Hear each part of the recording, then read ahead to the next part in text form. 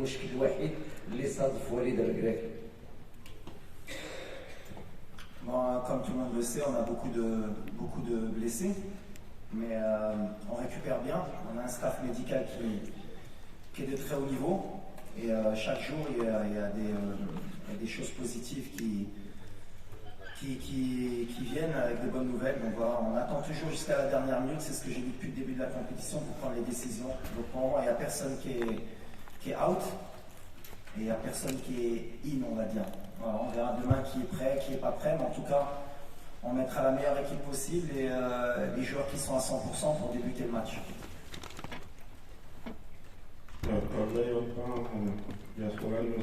Bonjour coach. Quel est le sentiment qui vous anime en ce moment? Celui de vous dire on a atteint les demi-finales, c'est déjà énorme, tout ce qui arrive, c'est un bonus, ou alors de se dire on est là, on donne tout pour la finale? C'est un peu ce qu'on veut changer comme mentalité. On est venu dans cette compétition avec beaucoup d'ambition et on est venu pour changer les mentalités, notamment de notre continent. Et c'est ce que j'ai dit aux joueurs. Si on est content juste d'arriver en demi-finale et de se dire que quoi qu'il arrive, on aura réussi notre Coupe du Monde, il y en a beaucoup ici qui diront qu'on a réussi. Moi, je ne suis pas de cet avis. On est dans les 4 meilleures équipes du monde, on n'est pas arrivé par hasard, et on a notre mot à dire demain pour aller en finale. Et on va être dans cet état d'esprit, en espérant que, comme je l'ai dit depuis le début, que notre adversaire ne va pas nous respecter, comme beaucoup d'équipes.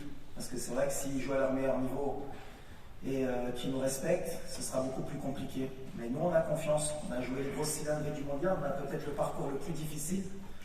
À chaque fois, on nous prédit l'élimination et on est encore là, avec nos valeurs.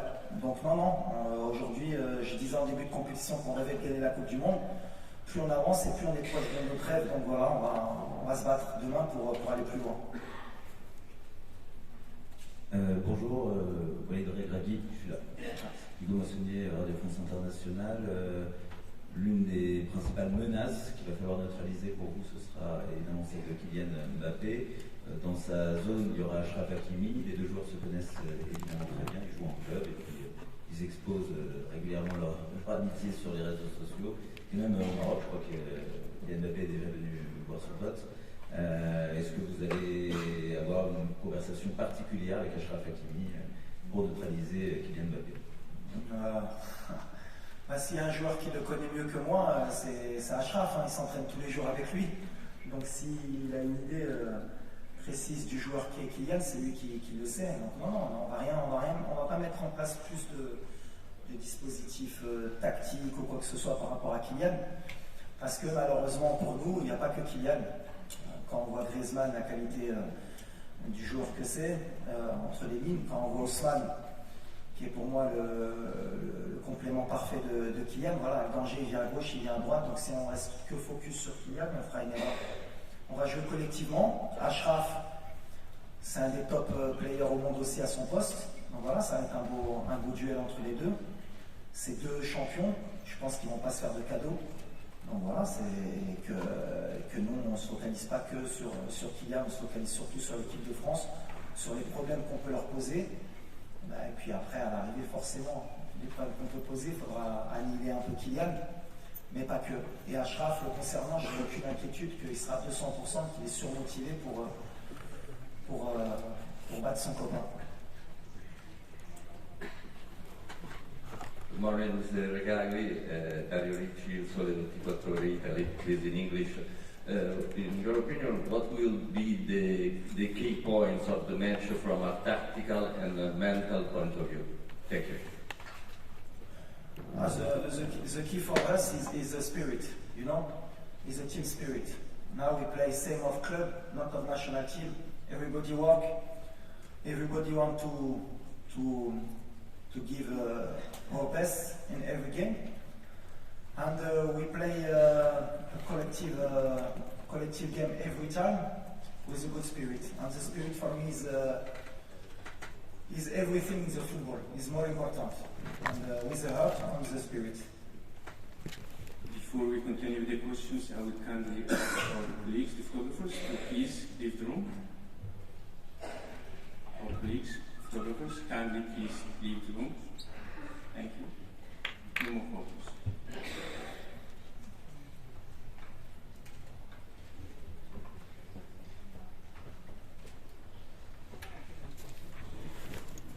Please go ahead with the question. Mourad Boutawakil, L24, Walid, bonjour. L'autre fois, je t'ai demandé de savoir ce que tu avais dit aux joueurs quand tu les avais regroupés au milieu du terrain. Tu m'avais répondu, je leur avais demandé s'ils avaient toujours faim.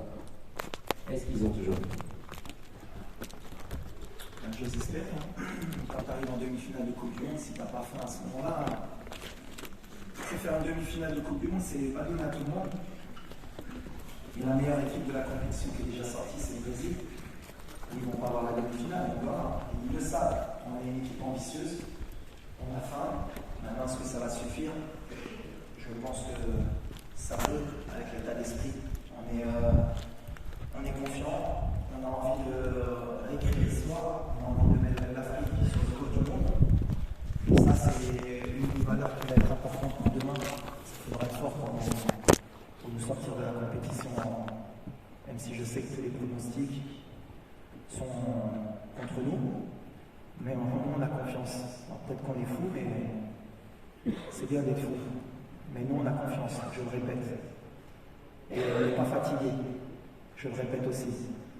Donc si ça peut les embêter jusqu'à demain, parce qu'apparemment ça veut être rassurant à dire qu'ils vont être fatigués. Non, on ne va pas être fatigué. Depuis le début de la compétition, tout le monde dit qu'on va être fatigué, on ne va pas être fatigué. Tu ne peux pas être fatigué à une demi-finale de Coupe du Monde.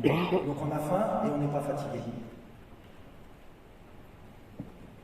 Hi, Noah from the Netherlands. Question to both. There will be about 30 extra flights coming over with Moroccan fans to Doha. What does it mean to you both that so many fans will be here supporting you?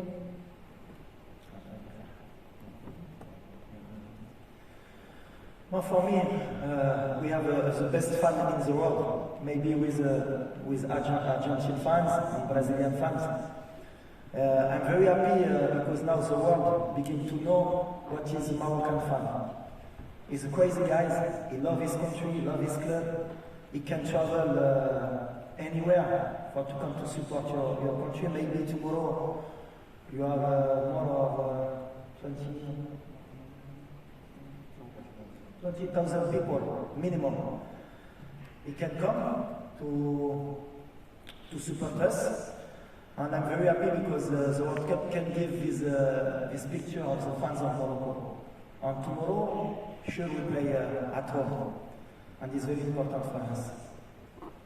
Yes, and for me the same. I think all the Moroccan fans around the world, they come to support us, and it's a great honor and pride to play for these fans and make them proud.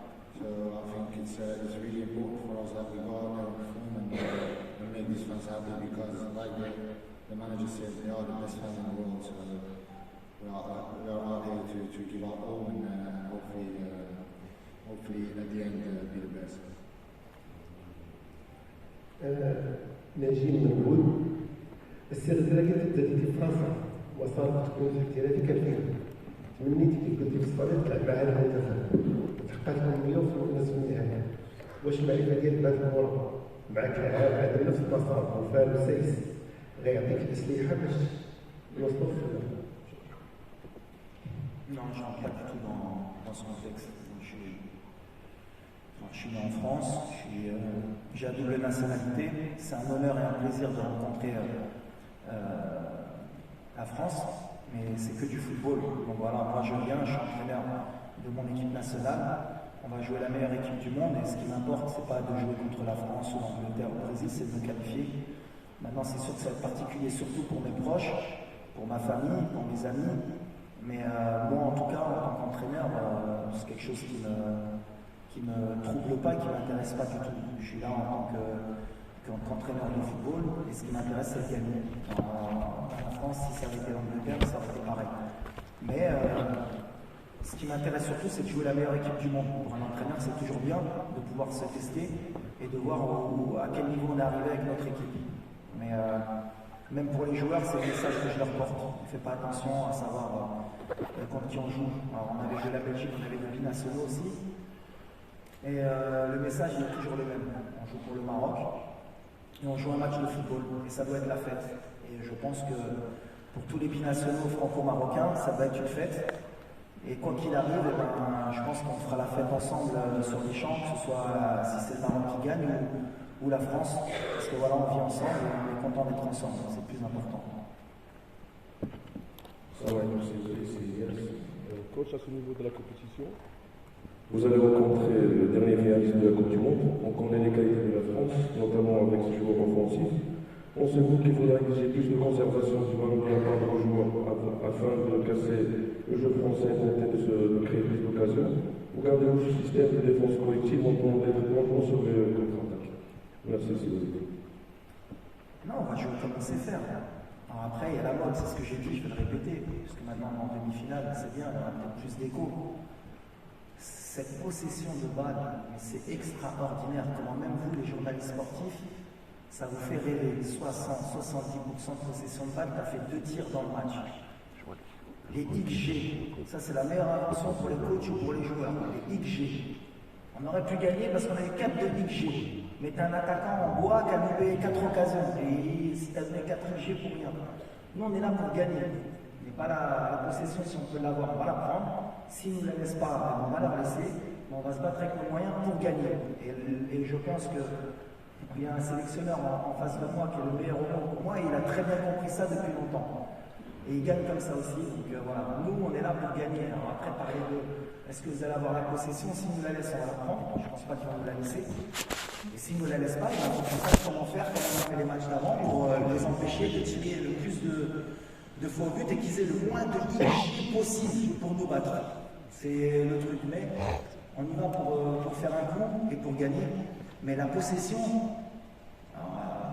je demande à Infantino, s'il peut donner 1 point ou 3 points à partir du moment où on peut avoir 60% de possession, ça va changer beaucoup dans les championnats.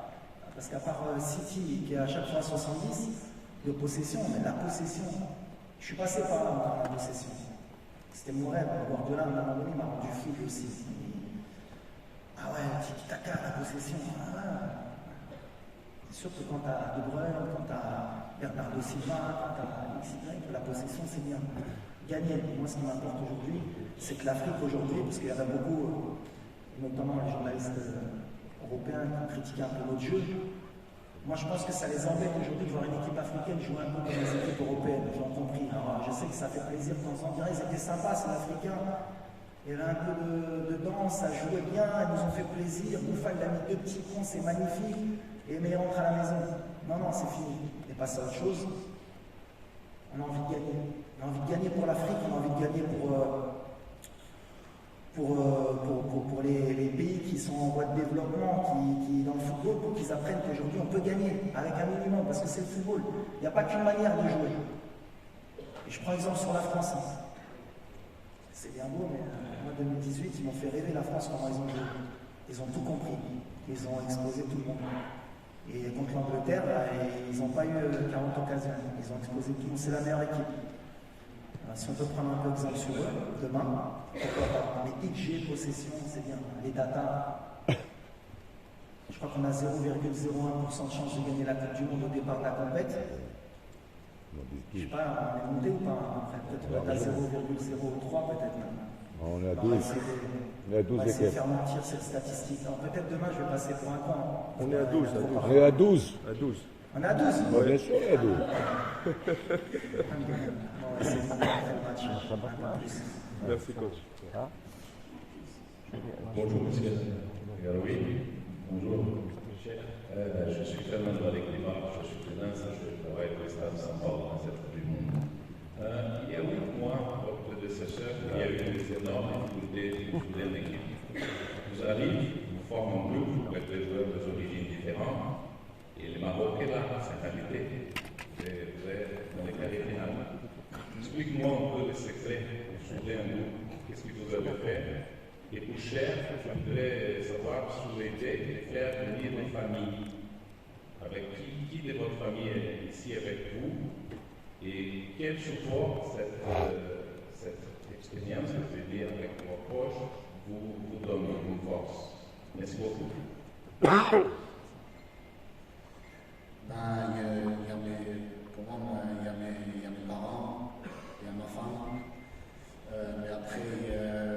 tous les joueurs aussi, tous les parents des joueurs, on est tous une famille.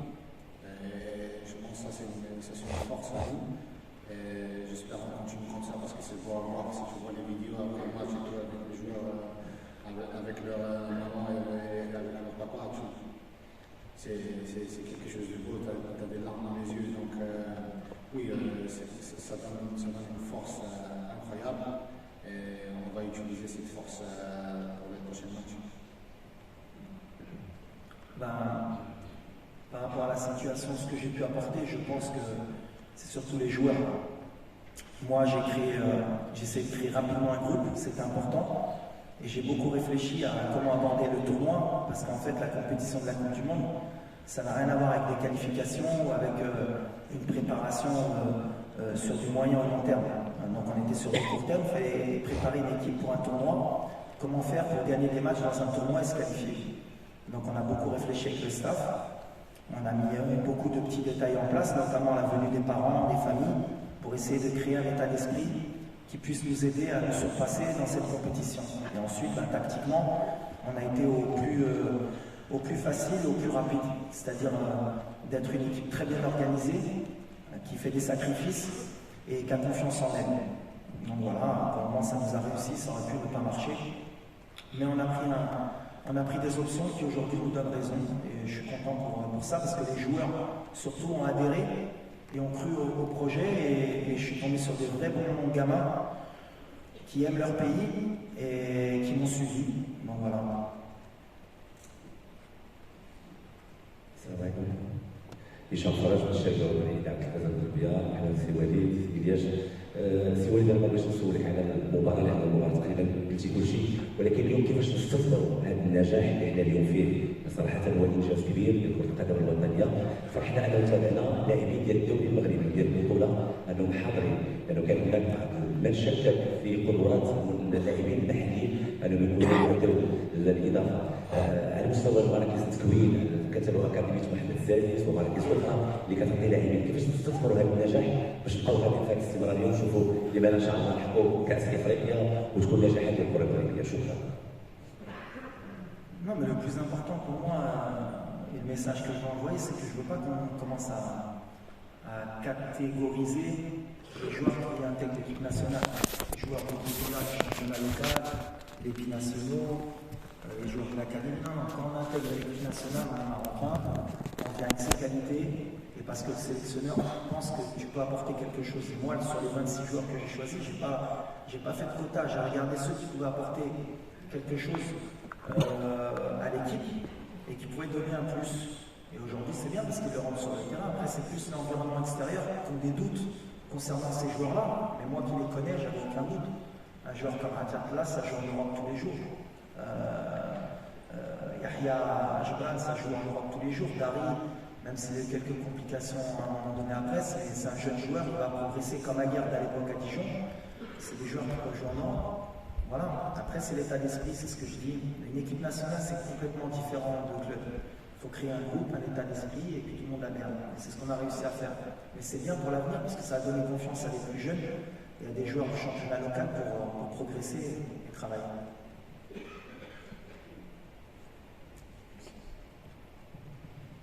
Bonjour, coach. Luis Miguel Pascual de la presse espagnole. Please ask the question in English, French or Arabic. En Spanish, c'est ok. Je parle en français, vous inquiétez pas.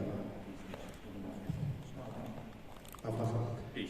Oui, la question c'est par rapport à votre préparateur physique, Eduardo Domínguez, qui est espagnol. Comment est-ce qu'il s'est intégré dans cette famille que vous avez créée, l'équipe marocaine, et si vous pouvez nous parler un peu de son travail. Et pas que Edu, il y a Juan aussi. J'aime bien la préparation espagnole, qui est beaucoup faite à base de ballon. Et c'était ma priorité au départ d'avoir un staff pratiquement 100% marocain. J'ai fait une exception juste pour la préparation physique. Pas qu'au Maroc on n'est pas bon, au contraire on a des très bons préparateurs, mais je voulais apporter une touche spécifique avec la préparation physique espagnole. Et Edu nous apporte tout ça, il s'est très bien intégré. Il a une capacité d'adaptation, et je l'ai aussi pris parce qu'il avait entraîné dans le monde arabe, il a entraîné aux Émirats, en Arabie Saoudite aussi, donc il connaissait aussi la mentalité arabe, donc heureux de sa venue, on est très heureux de son travail. Bonjour Walid, Emmanuel Barbier pour l'agence France Presse. Tu connais forcément très bien le football français, puisque tu en joues aussi. Est-ce que tu peux parler du fait que la formation marocaine a été relancée notamment par l'Académie en 26, etc., et que c'est aussi un long processus et un long travail, et que cette équipe de 2022, elle arrive de très loin, à la fois du recrutement, d'aller rechercher des nationaux et de former des joueurs. On a la chance que Sa Majesté, que Dieu l'assiste, a mis beaucoup de moyens pour faire progresser le football au Maroc. Et c'est aussi en grande partie sa réussite aujourd'hui, d'avoir créé l'académie, d'avoir mis les moyens dans les installations au Maroc, avec la création de beaucoup de stades, beaucoup de terrains d'entraînement. Et l'académie, bien sûr, fait partie du projet royal. Et c'est bien parce qu'on a toujours bénéficié des binationaux au Maroc. Moi-même, je suis joué en étant binational et la génération 2004, il y avait beaucoup de joueurs formés en France. Mais on a vite compris qu'il fallait aussi créer de la formation chez nous, avoir des forces vives qui font partie du pays. Et avec l'arrivée de joueurs comme El Nasseri, Tagnauti, Nahi, Aguerre, d'autres joueurs comme Banoun, Dari, qui sont des produits locaux, on va dire, et ben c'est bien. Ça veut dire que l'Afrique et le Maroc progressent dans ce sens-là. Ils ont enfin compris qu'il fallait se prendre en main. Et Sa Majesté a eu cette vision, et heureusement pour nous, aujourd'hui, elle fonctionne et elle montre au monde que voilà, en Maroc, on avance et on travaille, comme je l'ai dit. سؤالي باللغة العربية. كريم عبد المقصد موقع كورة. بداية بهني الكابتن وليد على الانجاز اللي حققه، ونتمنى ان شاء الله ان هو يكمل لنهايه الحلم اللي قاله زي ما بيقول. بعد النجاح الكبير اللي الكابتن وليد حققه في كاس العالم بالتاكيد في عروض كثيره سواء جت او هتيجي بعد نهايه البطوله. هل الكابتن وليد قراره ان هو الاستمرار مع منتخب المغرب ايا كان الوضع، ولا ممكن ياخد تجربه جديده؟ شكرا.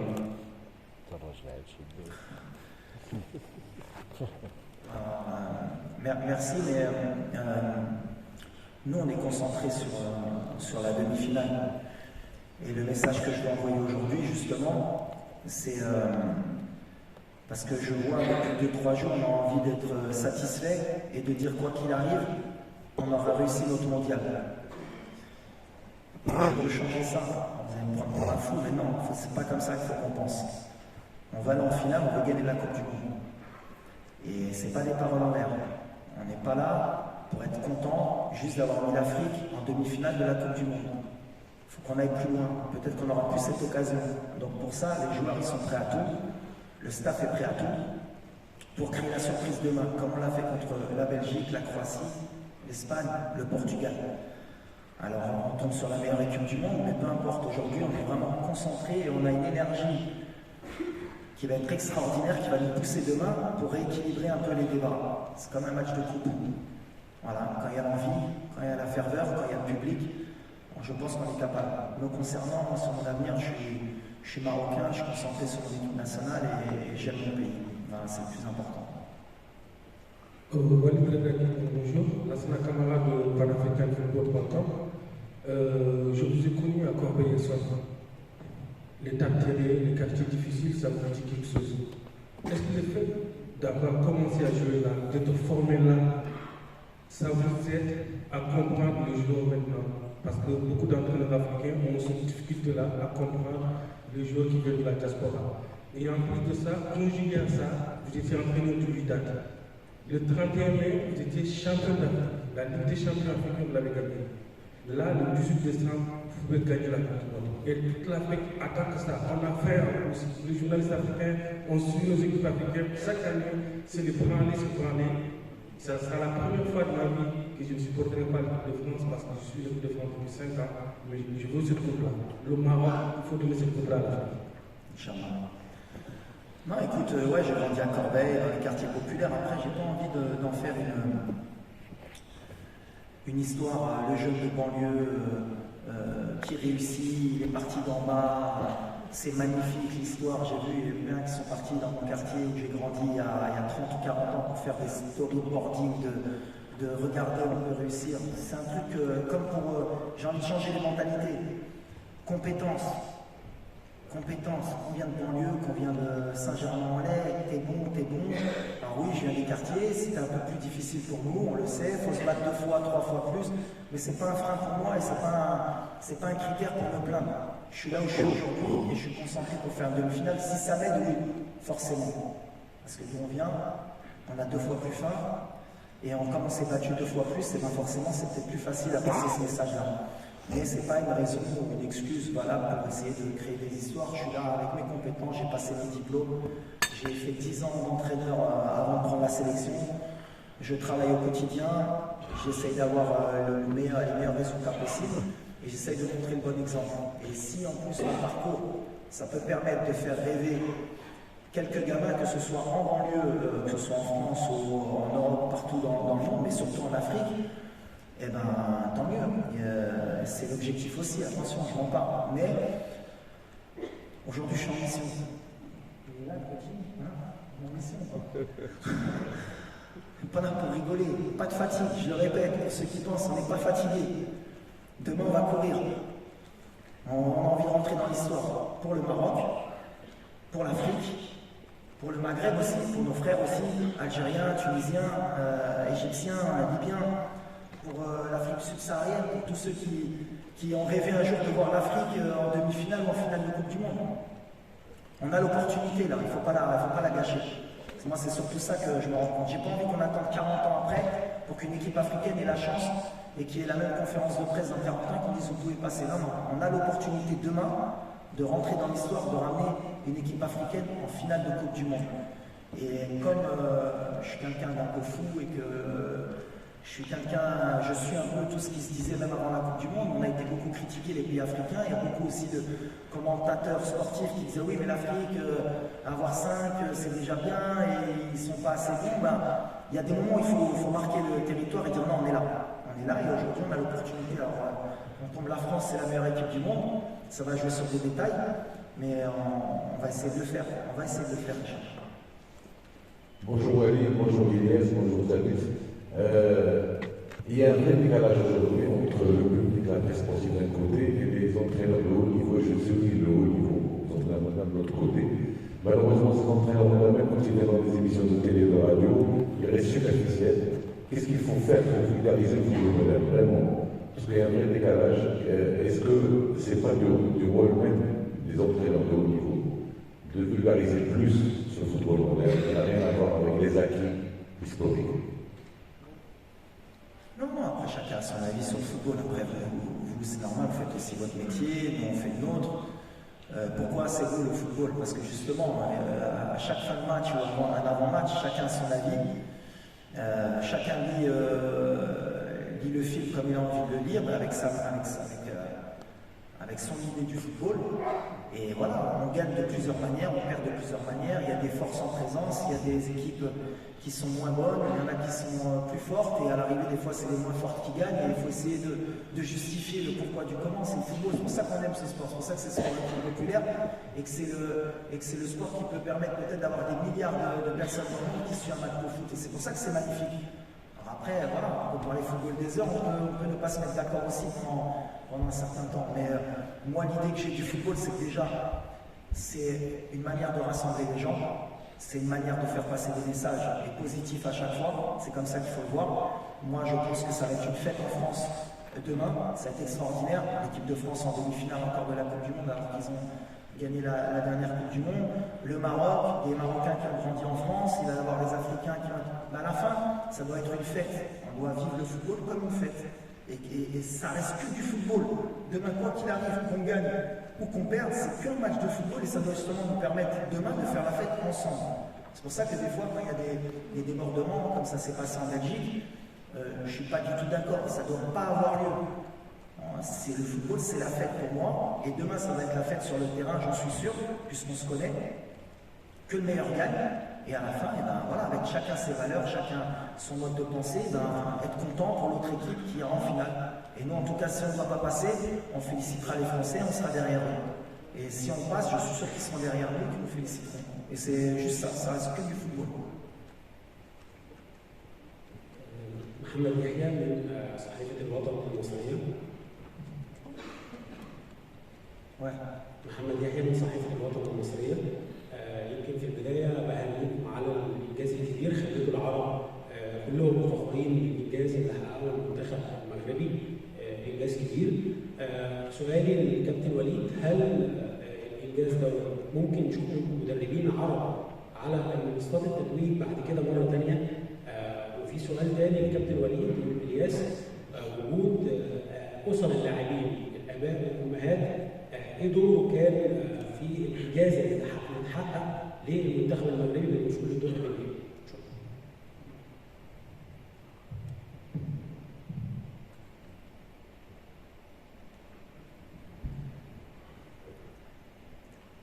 Nous, ce qui est important pour nous, et je parle toujours que de football, c'est ce qui m'importe. Nous, on essaye déjà, on représente le Maroc, donc on a une image à donner de notre pays à l'international parce que la meilleure tribune, c'est la Coupe du Monde. Donc si c'est bien ce qu'on a pu véhiculer, c'est le rapport entre les joueurs, les familles, notre culture, d'où l'on vient, comment on est, comment on peut se comporter avec nos mamans, avec nos épouses, parce qu'il y a beaucoup aussi de gens qui ne connaissent pas vraiment notre culture, et c'est une bonne tribune. Après, nous, surtout ce qu'on veut montrer, c'est notre football sur le terrain. Alors on représente, aujourd'hui on nous parle qu'on représente bien sûr le monde arabe, l'Afrique, le Maroc. D'abord on représente le football, notre manière de jouer, le Maroc. On représente notre pays. Comment sont les Marocains, comment ils vivent le football. Je vous ai dit qu'on est un peuple de passionnés, il y aura sûrement 20 000 personnes qui vont se déplacer. Et quand on connaît les moyens des gens marocains pour venir au Qatar, se déplacer, mettre beaucoup d'argent, c'est pratiquement un budget pour certains pour venir supporter leur équipe, tout comme les Argentins et les Brésiliens, ça montre la ferveur du peuple marocain pour le football. Donc si on peut le montrer, c'est bien. Si on peut faire rêver des gamins dans le monde, que ce soit en Afrique ou dans le monde arabe, c'est encore mieux. Et si on peut donner une image positive de notre pays, du monde arabe, de notre religion aussi, c'est encore mieux aussi. Parce que comme je l'ai dit, le vivre ensemble, c'est le plus important. Et je pense que le Maroc, notamment, c'est un pays qui a toujours montré beaucoup de respect pour toutes les religions, pour toutes les cultures. Et c'est un pays qui est magnifique. Et je parlais de Nia, c'est un pays qui est vraiment Nia. Le Maroc, vous traduirez en brésilien, en anglais, en français la Nia, vous chercherez, comme ça vous obligera un peu à comprendre. Mais le Maroc, c'est cette qualité. On est accueillant, on est prêt à donner, et des fois on n'attend rien en retour. Alors ça peut être un défaut, mais c'est pour moi une qualité. Et donc si on a pu montrer aux yeux du monde qui sont les Marocains, qu'est-ce que le peuple marocain, et grâce à sa majesté, que le Maroc progresse et qu'on avance, c'est magnifique. Il n'y a pas meilleure tribune que la Coupe du Monde, et je pense qu'on a montré un bon exemple, et on va essayer encore demain de montrer un bon exemple avant et après le match. Par rapport à le coach l'a dit, il n'y a rien à rajouter.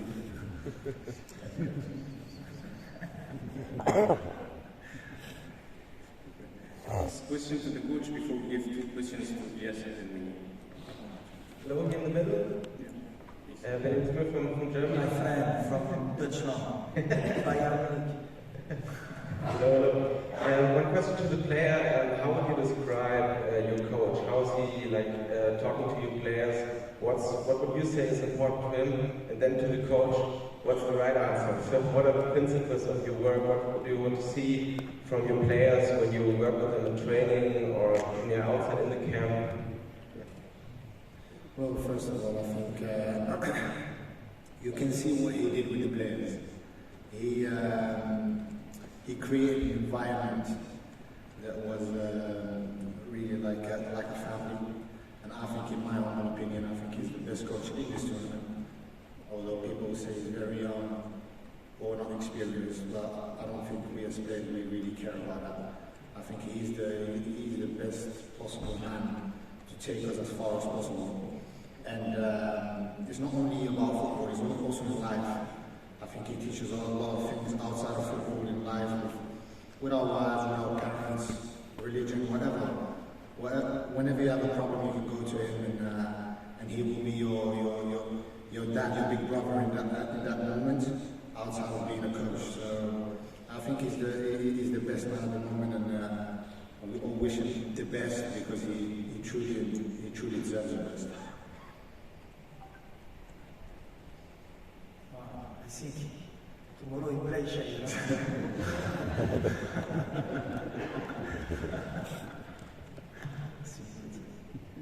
So one question to the coach and one to the captain, please. Good morning, Coach.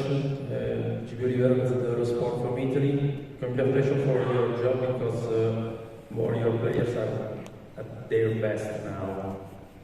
Do you think they will play so well also in their clubs? The clubs after World Cup, and this tournament is for them a magical period or the turning point of their career? Thank you.